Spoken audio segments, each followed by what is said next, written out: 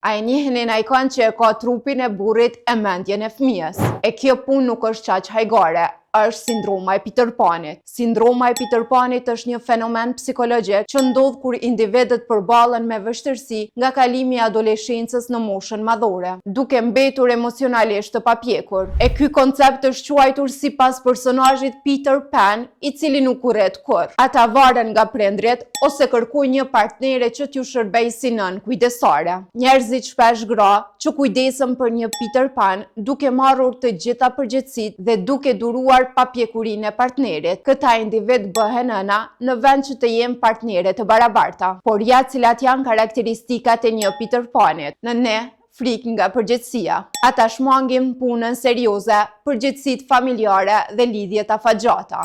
Në ndë, varësi nga të tjerët. Ata shpesh varen nga prindrit ose nga një partnere që t'ju shërbejë si nën kujdesare. Egocentrizmi dhe impulsiviteti. Dëshirojnë kënaqësi të menjëhershme, shpesh janë egoist dhe nuk i mendojnë pasojat. Vështirësi në ndërtimin e lidhjeve të qëndrueshme dhe afatgjata. Marrëdhëniet e tyre shpesh janë sipërfaqësore dhe të mbushura me konflikte. Nën 5, idealizmi i rinis dhe ikje nga realiteti.